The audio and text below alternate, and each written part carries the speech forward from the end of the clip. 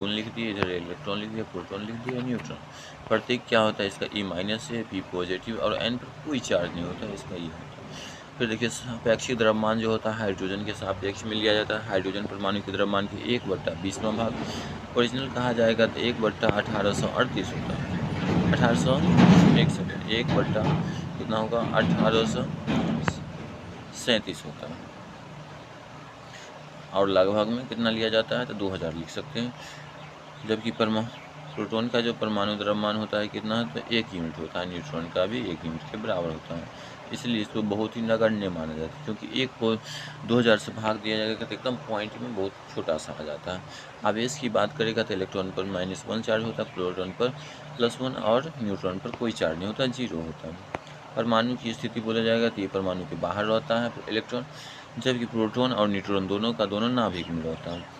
निरपेक्ष आवेश पूछा जाएगा तो इसका हो जाएगा 1.6022 × 10⁻19 कूलम होता है आवेश। प्रोटॉन पर भी सेम होगा, इसलिए उदासीन हो जाता है।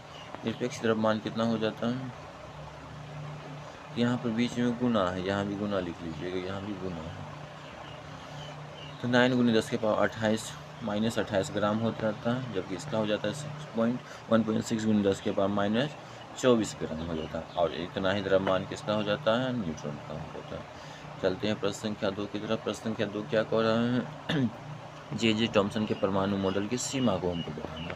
तो जे थॉम्सन की परमाणु मॉडल क्या होता है कि उदासीन होने की क्या हो व्याख्या हुआ, परंतु दूसरे वैज्ञानिक द्वारा किए गए प्रयोग में परिणामों को मॉडल के द्वारा समझाया या ही नहीं गया था। देखिए जे थॉम्सन जैसे रदरफोर्ड क्या किया, अल्फा कण ने प्रयोग किया था, तो ज़्यादा अल्फा कण सीधे निकल गए, क्योंकि निकल गए कुछ अल्फा कण बहुत छोटे कण होने के कारण विक्षेपित हो गए, और कुछ क्या हुआ वापस लौट गया। इस प्रश्न की व्याख्या करता है जो परमाणु मॉडल है। इसके कारण क्या हुआ, प्रश्नों की व्याख्या करने से यह मॉडल क्या हो जाता है, असफल हो जाता है। चलते हैं प्रश्न संख्या 3 की तरफ। पहला रदरफोर्ड की परमाणु मॉडल का सीमा लिखना।